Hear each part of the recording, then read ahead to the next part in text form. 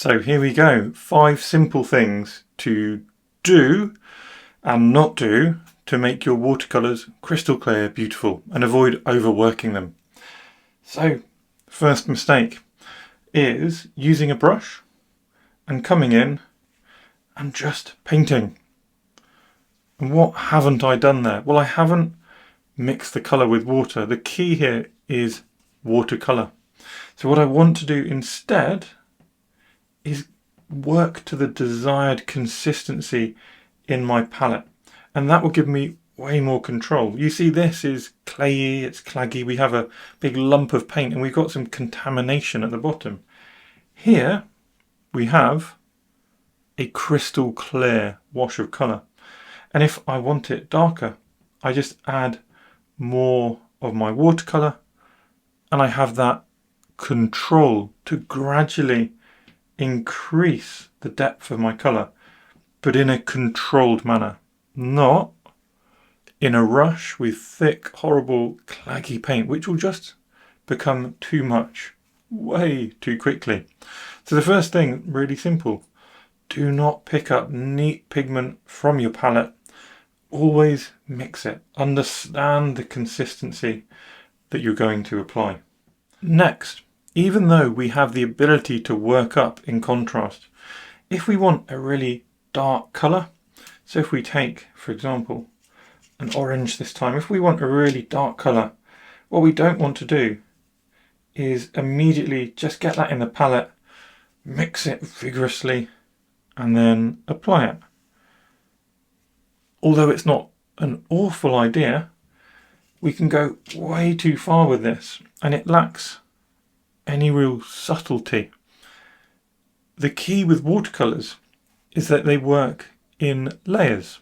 So rather than trying to immediately achieve deep contrasts, we expect to work in at least 2, normally 3 or 4 layers to achieve that consistency. So if we repeat this process with our same colour, I just want to water that down. So we have, let's start with a nice light wash.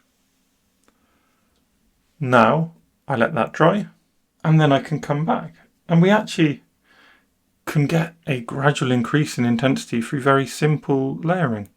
So look, even with a very light wash again, the intensity is dramatically increased. If I was to use a thicker wash on top of that, not as thick as these, which are really opaque and just going to cover everything up, then I could do that. Now, slightly thicker opacity, slightly thicker again, or I could also let it dry one more time and then come back in with another layer. And if I do that across here, again you'll see there's a gradual increase in the intensity where we've already matched this intensity, and we could keep going, or we could use slightly thicker paint, but also we're getting that clarity. You can see the texture of the paper underneath these colours. We're also getting interesting effects. So this is from a little puddle of water. I quite like those effects, so I haven't taken care to remove those puddles of water before drying them. But if you want to avoid those and you get a slightly flatter wash, you simply come back in and with a gentle brush, you come in and just remove a little bit of that surface water.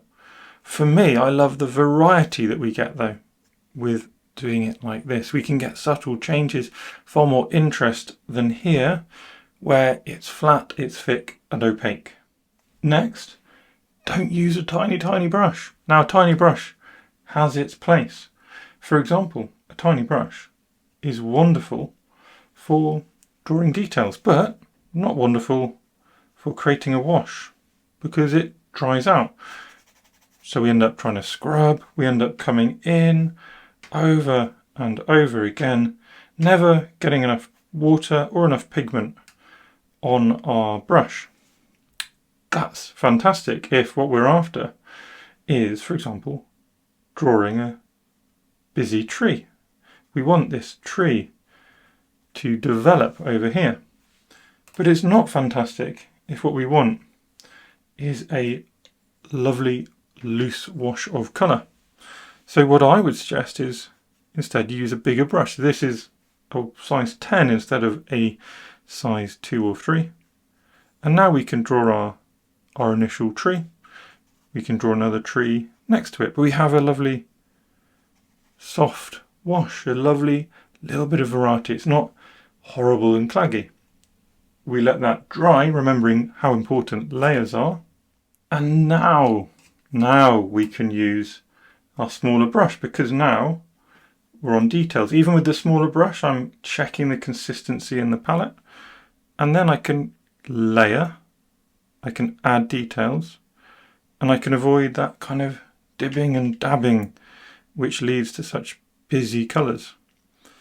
Even here, I might want to layer up a few times. I could go and use an even smaller brush for the next layers, because each brush size down will have less water. It will be darker pigment. As a result, it will also be less easy to create washes, but it will create these darker suggestions of detail, which are just great if we're trying to, for example, draw a fiddly subject, paint a fiddly subject like a tree.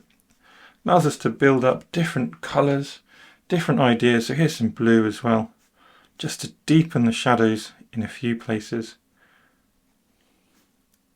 And like so, we've built up a happy suggestion of a tree instead of an overworked tree with no background, no sort of life to it, just through understanding the value in using different sizes of brushes at the appropriate time. Next is the idea of using clean water. Now, this I might continue to paint with if I was doing an underpainting for some sort of soft greens, for example, because it's not going to make a huge difference. But with all this green in the water and the various other things I've been using, if I want to, let's say, paint something complementary to green, which is a bright red, well, if I keep using this water, even if I pick up lots of this red, we're still going to get a kind of muted tone. So I'm doing everything else. I think I'm doing everything else right, but I'm getting a muted tone. Even worse, I might have some green contaminating my brush. I might have some green contaminating my palette.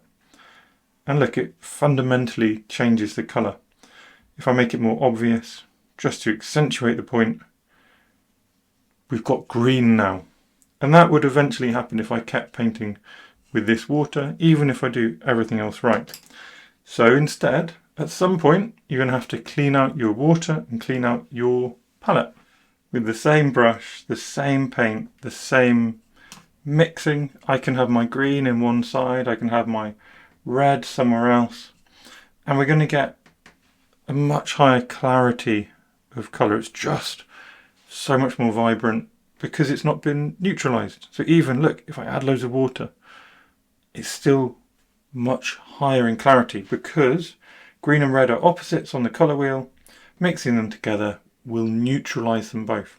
And the more neutral stuff we have in our water, the duller our colours will become. And that brings me on to the final point. Mix either in the palette or on the page, not on the brush. What do I mean by that? So if I use this brush, I've seen people do this. So we pick up some red and we want some yellow to make orange. Now we paint and we don't know what we painted. So I tried again, bit of red, bit of orange. And now we're really thick because we've done many of our cardinal sins. If we want a nice bright colour instead, let's just make sure we got some bright yellow, which is now a bit contaminated. There we go, bit better. That's a nice brighter yellow. We get that in our palette. And then we can pick up some red. So we can even get some of this red.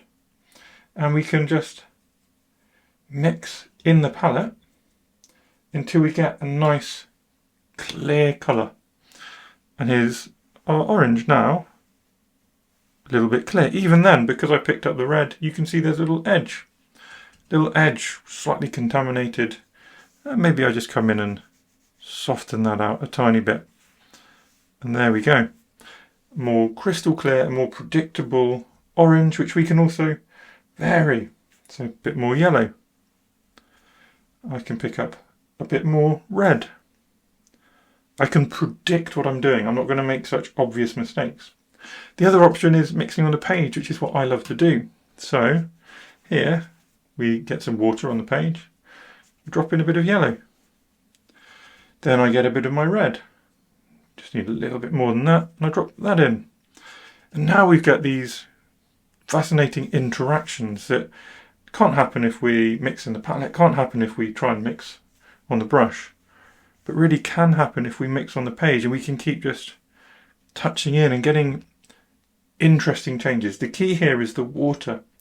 Painting wet on wet allows us to mix on the page without losing that clarity. So there you go, 5 different things to think about. There's lots more we could think about, and none of these are absolute rules, and you'll see me break all of them at times.